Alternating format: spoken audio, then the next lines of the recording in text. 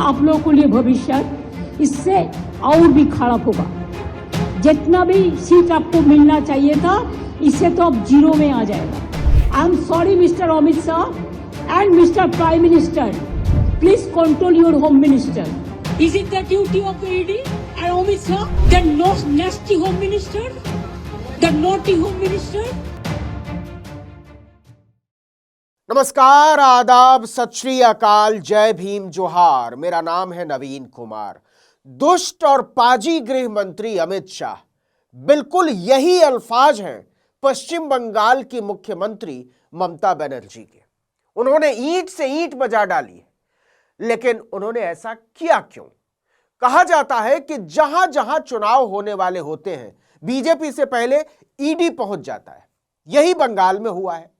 ममता बनर्जी ने चुनौती देते हुए कहा कि अमित शाह की हिम्मत कैसे हुई हमारी पार्टी के दफ्तरों पर छापा मरवाने की। क्या ईडी की हिम्मत है कि बीजेपी आईटी सेल के दफ्तरों से दस्तावेजों को उठवा ले? जो देश की हिफाजत नहीं कर सकते, वो हमारे दफ्तर पर छापा मरवा रहे हैं। क्या आप इसका अंजाम जानते हैं? Who cannot protect the country and is taking away all my party documents. If I raid the BJP party office, what will be?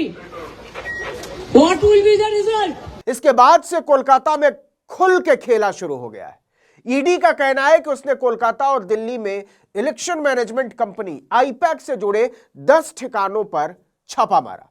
Prashant Kishor की यह कंपनी अभी ममता बनर्जी के नेतृत्व वाली तृणमूल कांग्रेस के चुनावी कैंपेन को मैनेज कर रही है। हालांकि प्रशांत किशोर का अब इससे कोई लेना देना नहीं है और अब प्रतीक जैन इसको चलाते हैं। सूत्रों ने बताया कि कोलकाता में 6 और दिल्ली में 4 ठिकानों पर छापा मारा गया। इसी में आईपैक के डायरेक्टर प्रतीक जैन का कोलकाता का घर भी शामिल है। ईडी की टीम सुबह सुबह 7 बजे ही कोलकाता के सॉल्टलेक स्थित आईपैक ऑफिस और प्रतीक जैन के लाउडन स्ट्रीट स्थित आवास पहुंच गई थी। आपको बता दें कि प्रतीक जैन तृणमूल कांग्रेस के आईटी सेल के चीफ भी हैं। जैसे ही ममता बनर्जी को पता चला कि प्रतीक जैन के ठिकानों पर छापा मारा जा रहा है, वो आनन फानन में आईपैक ऑफिस सॉल्टलेक पहुंची और कुछ फाइलों, फोन और हार्ड डिस्क के साथ बाहर निकली। उन्होंने चेतावनी भरे लहजे में कहा कि हम आपको अपनी मनमानी नहीं करने देंगे। Because of election, they are collecting all my information of my party. देखो मैंने सब लेके आया। Because I rang up Pratik, because he is the in charge of my party. So my hard disk. एक सीनियर ईडी अधिकारी ने the Indian express से बात करते हुए दावा किया कि जब हम तलाशी ले रहे थे तो पश्चिम बंगाल के मुख्यमंत्री राज्य के डीजीपी और स्थानीय पुलिस बल की टुकड़ी के साथ वहां पहुंची। हमारे पास सिर्फ 6 सीआरपीएफ जवानों का सपोर्ट था, हम कुछ नहीं कर सके। ममता बनर्जी प्रतीक जैन की फाइलें, लैपटॉप और मोबाइल फोन अपने साथ ले गई।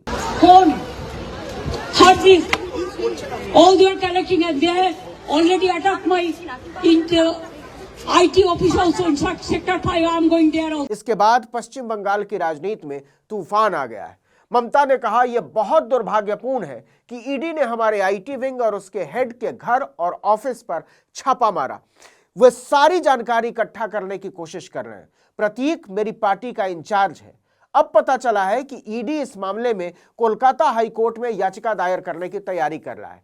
ईडी अधिकारी ने दावा किया कि हम कानूनी जांच में राज्य सरकार की दखल के खिलाफ हाईकोर्ट जा रहे हैं। हमें कानून के मुताबिक तलाशी लेने की इजाजत नहीं दी गई। चुनाव का स्ट्रैटेजी पूरा छीन के लिया, एक क्राइम है। अगर आप हमारे साथ लड़ने नहीं सकते हैं तो अब क्यों हम बंगाल में आते हैं? अब तमाशा देखिए, राजनीति का भी, ईडी का भी और लोकतंत्र का भी। ईडी सूत्रों ने दावा किया कि यह तलाशी पश्चिम बंगाल में सीबीआई और ईडी द्वारा जांच किए जा रहे कोयला चोरी के एक मामले में मिले नए सबूतों के आधार पर ली जा रही थी। अधिकारी ने कहा कि ये छापे कथित हवाला लेन देन की आगे की जांच करने के लिए मारे गए।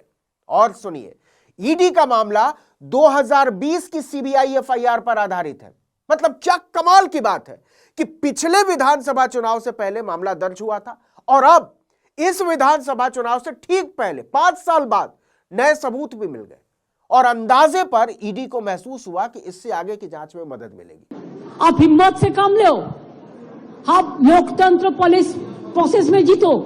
आप एजेंसी लगा के हमारा पेपर लूट करते हैं करते लूट बोलते झूठ।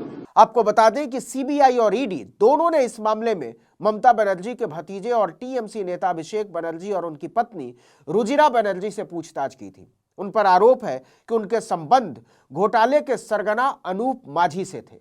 अप्रैल 2021 में ईडी ने एक विशेष अदालत को बताया था कि रुजिरा और उनकी बहन को इस मामले के मुख्य आरोपी ने लंदन और थाईलैंड में बहुत बड़ी रकम दी थी। एजेंसी ने यह दावा गिरफ्तार आरोपी अशोक कुमार मिश्रा की हिरासत बढ़ाने की मांग करते हुए किया था। अशोक मिश्रा पुरुलिया जिले के बाकुड़ा पुलिस स्टेशन के इंस्पेक्टर इंचार्ज थे और दावों के मुताबिक अनूप माझी उर्फ लाला के करीबी सहयोगी थे। लेकिन कमाल की बात है कि 4 साल में ईडी इसे साबित नहीं कर पाया। नतीजा आज तक ईडी ने अभिषेक बनर्जी या उनकी पत्नी को गिरफ्तार नहीं किया। अब ईडी ने फिर से फाइल खोल दी है। इसका समय 2026 के विधानसभा चुनावों से ठीक पहले होने के कारण छापों ने राजनीतिक हलकों में हलचल मचा दी है। मुख्यमंत्री ममता बनर्जी ने इसे भाजपा की साजिश बताया है तो भाजपा ने इसे भ्रष्टाचार के खिलाफ कार्रवाई करार दिया। इस घटना ने दोनों पार्टियों के बीच पहले से चली आ रही खींचतान को और तेज कर दिया है। एजेंसी ने कलकत्ता हाईकोर्ट का दरवाजा खटखटाया है, जहां 9 जनवरी को सुनवाई होनी है। गुस्से में आई ममता बनर्जी ने केंद्रीय गृह मंत्री अमित शाह को दुष्ट और पाजी तक कह डाला और कहा कि यह राजनीतिक प्रतिशोध है। उन्होंने भाजपा को चोरों का गिरोह बताते हुए पूरे राज्य में विरोध प्रदर्शन का ऐलान कर दिया है। वहीं टीएमसी सांसद महुआ मोइत्रा ने अमित शाह को चुनौती देते हुए कहा कि आपको इसके लिए पछताना पड़ेगा। Is it the duty of the ED and Amit Shah, the nasty home minister, the naughty home minister?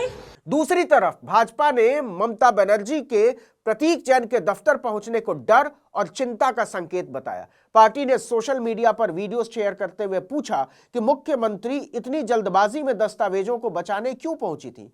क्या कोई गहरा षड्यंत्र है? भाजपा ने इसे भ्रष्टाचार के खिलाफ वैध कार्रवाई बताते हुए कहा कि टीएमसी चुनावी रणनीति की आड़ में घोटाले छिपा रही है।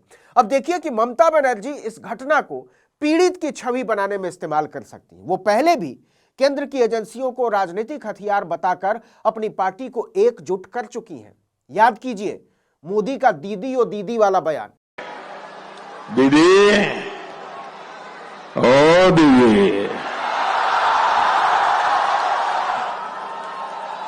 दीदी ओ दीदी। ममता नरेंद्र मोदी के इस बयान को ले उड़ी थी और उनकी छवि एक ऐसे नेता की बनाने में जुट गई थी जो महिलाओं से खुले मंच पर बदतमीजी करता है और इसे हीरोगिरी समझता है। खासकर महिलाएं इस घटना के बाद ममता बनर्जी के पीछे गोलबंद हो गई थी। इसी तरह ईडी की छापेमारी टीएमसी कार्यकर्ताओं में गुस्सा पैदा कर सकती है।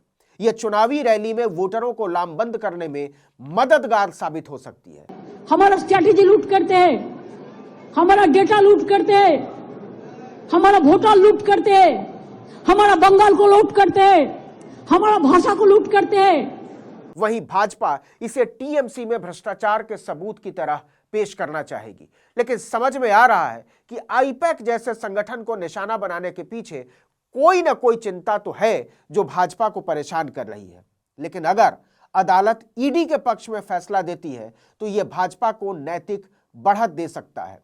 वहीं अगर जनता के बीच इसे राजनीतिक प्रतिशोध माना गया और तृणमूल कांग्रेस ने इसे साबित कर दिया तो एकदम उल्टा असर हो सकता है और मतदाताओं में केंद्र विरोधी भावना बढ़ सकती है। क्या है आप लोगों के लिए भविष्य? इससे और भी खराब होगा। जितना भी सीट आपको मिलना चाहिए था इससे तो अब जीरो में आ जाएगा। I am sorry mister Amit Shah and mister prime minister, please control your home minister. चुनाव से 4 महीने पहले मारे गए इस छापे को अगर ममता ने नाराज वोटरों के ध्रुवीकरण में बदल दिया तो बीजेपी को लेने के देने पड़ सकते हैं। इस वीडियो में इतना ही, लेकिन अगर आपने आर्टिकल 19 इंडिया को अब तक सब्सक्राइब नहीं किया तो फौरन कर दीजिए, बेल आइकॉन दबाइए, घंटी जैसी आकृति लाइक कीजिए और कमेंट करके बताइए हमारा वीडियो आपको कैसा लगा। हमारा ट्विटर हैंडल है article19_India और मेरा ट्विटर हैंडल है नवीन जर्नलिस्ट। नमस्कार।